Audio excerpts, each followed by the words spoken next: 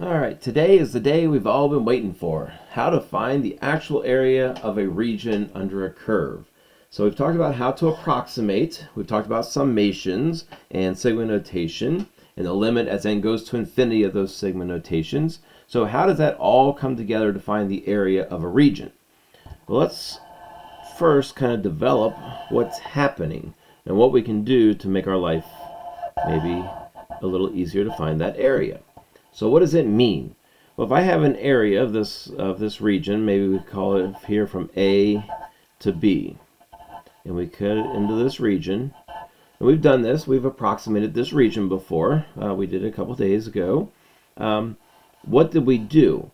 Well, we took this A to B and we cut it into small regions, and we kind of cut it into nice clean regions, but we talked about how to make it better by cutting it into an infinite number of regions, or a lot smaller regions.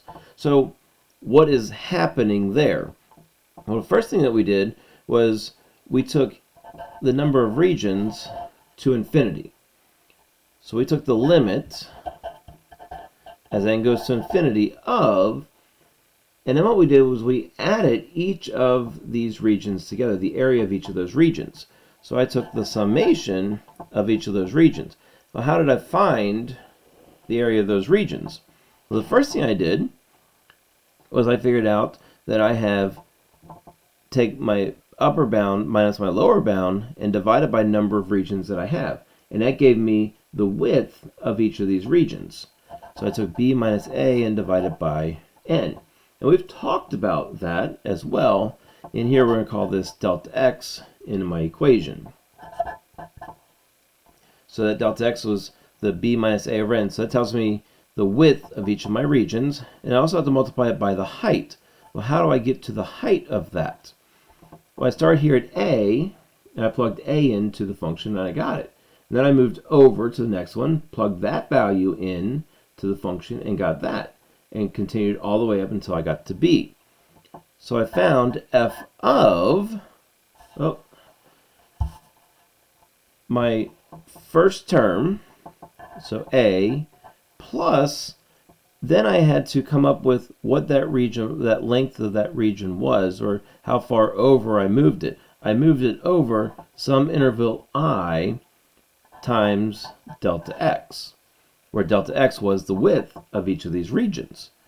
And I took the summation from I equals 1 to n. And that's going to give me my formula to find the area. So I find delta x times f of a plus I delta x, where I is the intervals that we're working with. In this case, we're doing an infinite number of i's times delta x. And it'll maybe look a little better, a little easier as we get into it. So here's kind of the formal definition, and you should see a lot of this from what I gave you already. The area is the limit as n goes to infinity from 1 to n, the summation from 1 to n of f of ci, where ci is a plus I delta x times delta x. And delta x again is b minus a over n. So how's that going to play into finding the area of this region? Well, we can find the area of this by using this formula. So we're going to take a limit as n goes to infinity of the summation from I equals 1 to n of f of our a value, in this case is 0, plus I delta x. Delta x is going to be 4 minus 0 over n. So times 4 over n. To that we're going to multiply by delta x, which is 4 over n. Recall this x squared plus 1. We've worked with this quite extensively. We've approximated that area, so we're going from 0 to 4, but now we're doing an infinite number of regions in there. All right? So cleaning this up, 0 plus I times 4 over n gives us the summation I equals 1 to n, limit as n goes to infinity, of f of 4i over n times 4 over n. I can go ahead and find f of 4i over n by plugging it in for my x value. We've done that since Algebra 1. It looks a little uglier here, but we can do it. Let's see, f of 4i over n, we're going to take 4i over n, plug it in for x. So we get 4i over n squared plus 1 times 4 over n. Running out of room, let me get a piece of paper here. Alright, so we're now going to look at the limit as n goes to infinity, the summation from I equals 1 to n of 4i over n squared is 16 I squared over n squared plus 1 times 4 over n. I can multiply my 4 over n in to this quantity, so I have the limit as n goes to infinity of my summation I equals 1 to n of 64 I squared over n to the third plus 4 over n.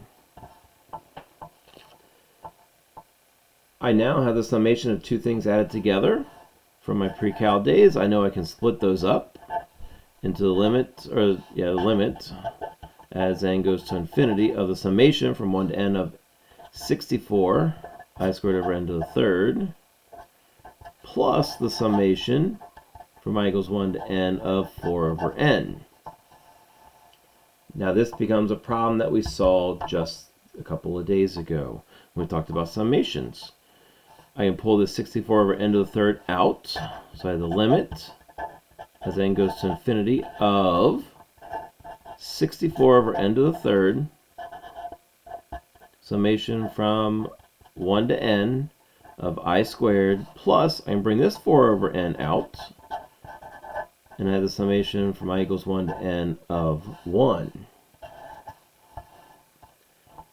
I know the summation from 1 to n of I squared and of any constant. So I have the limit as n goes to infinity of 64 over n to the third times I squared, if you recall from a couple days ago, I had that sheet right here. The summation from 1 to n of I squared is n times n plus 1 times 2n plus 1 over 6.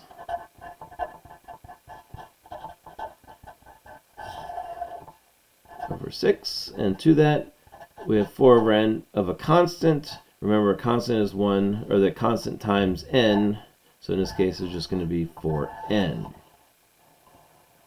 Now I'm going to look at the limit as n goes to infinity. Uglier than we need to be, so we can eliminate some things. Remember, we can eliminate the extra things, the extra stuff, so that plus 1 is going to go away for us when we find the limit. So we have 64 times 2, which is 128 n to the third over 6n to the third plus 4. Our n to the third is going to cancel, so we have 128 over 6 plus 4. If I take that and throw it into my calculator, where is that guy? Here he is. So we have 128 divided by 6 plus my 4, and that's going to give me 25 and 1/3 square units. And that is the actual area of that region that we were approximating with so many different things.